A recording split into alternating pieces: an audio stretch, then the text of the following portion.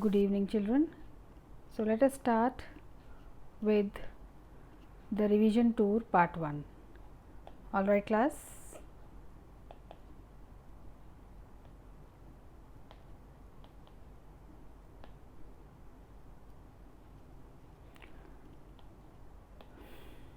All right.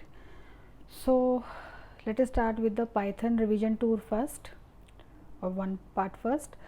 Now see here, these all topics we are going to do today: introduction, tokens, bare bones of Python, variables and assignment, input and output, data types, mutable and immutable types, expression, flow of control and jump statements.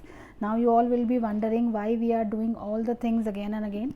So we will be doing it, we'll give a eye wash to all of these topics very quickly. So the first is introduction. We all should know who introduced the Python. Who introduced the Python? It was created by Guido von Rossum. The language was released in the February 1991. These are the facts that you should always remember. Now I suppose you all must be remembering that Python got its name from the BBC comedy series from 70s. So there was a very popular comedy show in 1970s. From there Mr. Rossum got the name, that is Monty Python's Flying Circus. So from there he picked up the name Python. All right. Now Python can be used to follow the both procedural approach and object oriented approach of programming. Now these two things are literally new to you. Procedural approach means when we follow the approach of top to bottom. That means we start executing the program from the beginning and it gets executed till we reach the bottom of the program. That is known as procedural approach, and we follow the procedures, means we are having different procedures to perform different tasks. So we call it as procedural approach. On the other hand, we have a object oriented approach. Object oriented means our main emphasis is on the object. Now the question arises, what is an object? An object is an physical entity that has its characteristics and a set behavior. For example, if I say a person has characteristics like he has name, he has date of birth, he has address, he has other characteristics, all right, and he has a behavior that a person eats, walks and do so many things. Similarly, if I say a vehicle, so vehicle is an object, that is a physical object that has characteristics like it has it may be a two-wheeler or it may be a four-wheeler. So if it is a two-wheeler, it has a handle, it may have pedal if it's a bicycle. So these are its characteristics and behavior, that we ride the cycle, we ride the bikes. So these are the behaviors. So object oriented approach means the main emphasis is given to the object rather than the procedure. We will go in more details later. All right, next thing is that it is free to use. We all know that we need not to pay any license fee to use it. Python is based on influenced with two programming languages, ABC language and Modular 3. So earlier we used to work in ABC language, that was the replacement of basic language, and Modular 3. These two languages are basically the bare bone of your Python language. Next is features which make Python so popular. Now why the Python has become so popular nowadays?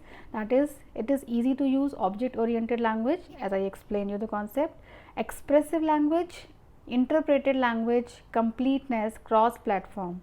Now all other points I suppose quite explanatory. Let me explain you the cross platform language. Cross platform language means you can execute your Python program on the Windows platform, you can execute your Python program on Mac and Linux or other platforms also without any difficulty. Free and open source, this is free basically instead of fee. Free and open source, so we can easily download it without paying any license fee. So it is open source. And one more feature of open source is that the source code is available and we can modify it and redistribute it.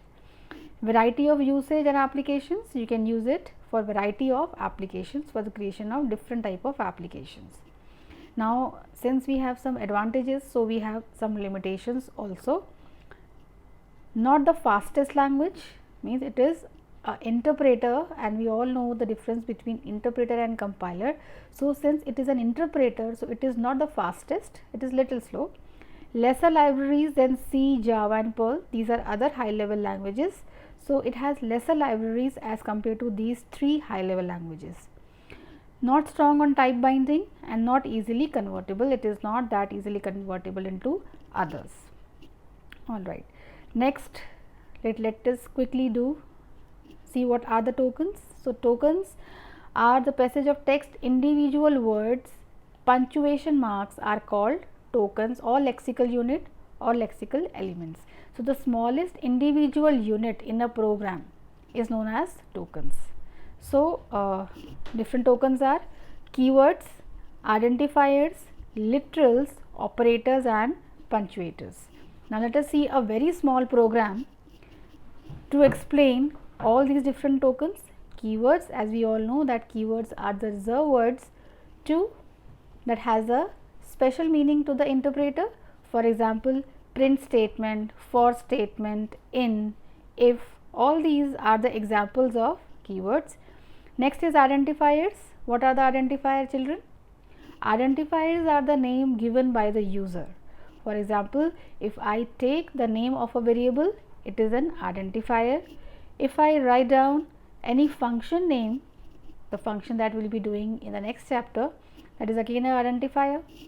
So, the main difference between keyword and identifiers. Keywords are system defined, as you can see, alright, and identifiers are user defined. Excuse me. Next we have literals. Now, what are literals? Literals are the values. For example, if I see this program once again, so what are literals here? Literals are like 2 is a literal, then 1, 10, 0, all these are the values. So, these are known as literals. Operators, as we all know that operators are different type of operators we have learned in class 11th. Relational operator, logical operator, comparison operator, assignment operator and many more. So, the operators are there, and then we have punctuators. Punctuators, see the examples of punctuator here, like when we write down the for statement at the end, we put a semicolon. So, this marks a punctuator. So, punctuator is basically it separates one block of code from another. So, that is called a punctuator. Alright. Next. Now, the keywords, as I have explained you, these are the reserved words and have special meaning for Python interpreter. So, these many are the example: global, break, class, continue, return, try, del, from, and, while, print. So, we have done many keywords. Then we have identifiers, as I told you that these are the user defined part of a program. So, part of a program like variables, objects, classes and functions. Identifier forming rules of Python are.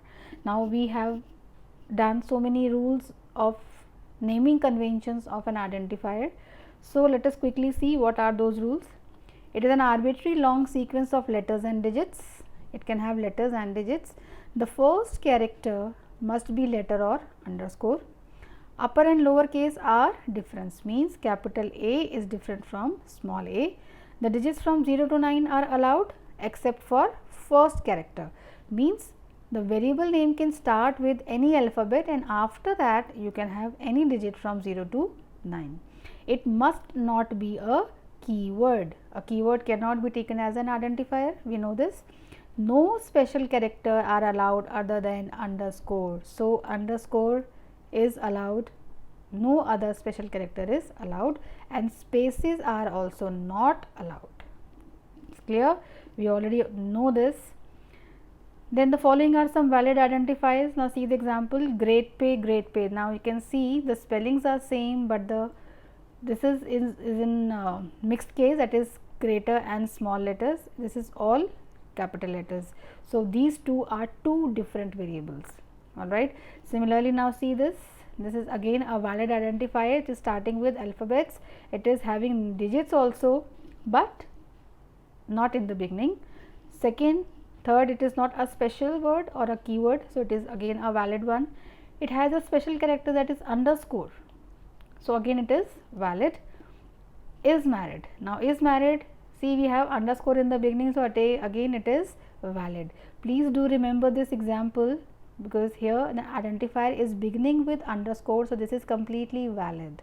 Alright, so any variable that starts with any alphabet or an underscore is completely valid. Now next is James 007, it is valid. Underscore 2 underscore updated, this is again valid.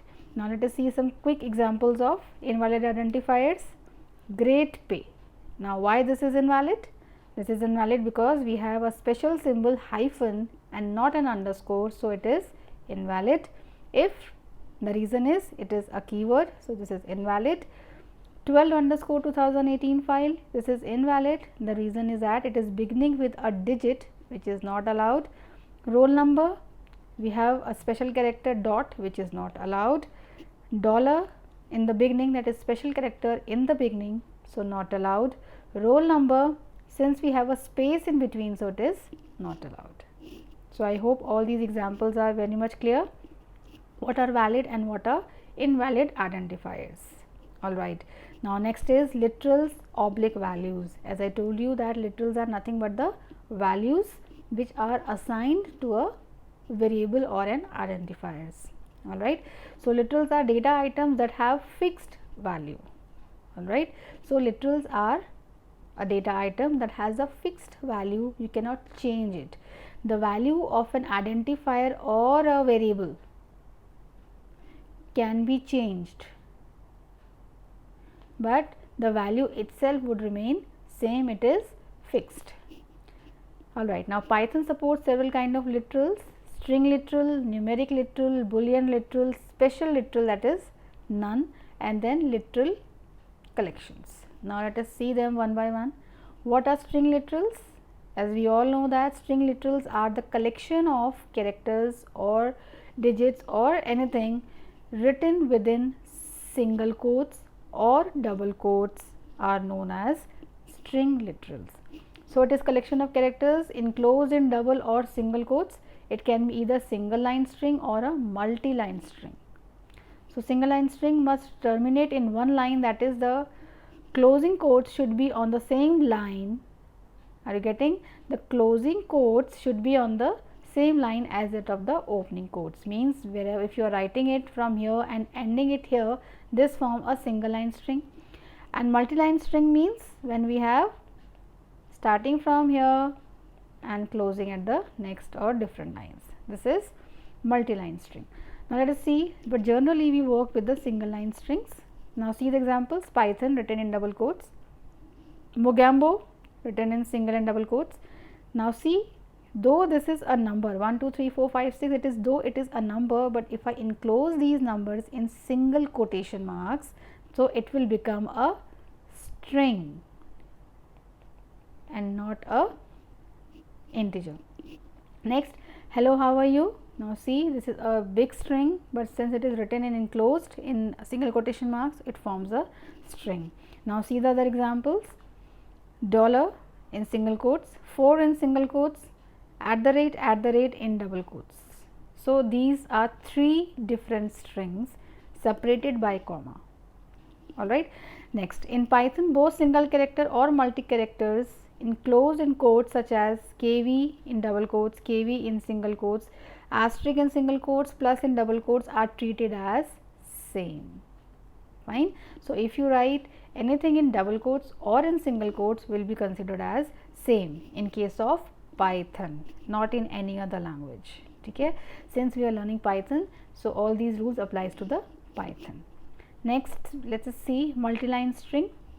Now in multi-line string, we have to store multi-line string in Python provides 2 ways. Now what are these 2 different ways? By adding a backslash at the end of normal single double quoted string. For example, if I say name is equals to, now what is this name here? Name is an identifier or a variable. Equal to, what is this equal to? This is assignment operator. 1/6 Mall Road, Kanpur. Now you see this symbol. Can you see this symbol? This backslash, this is known as backslash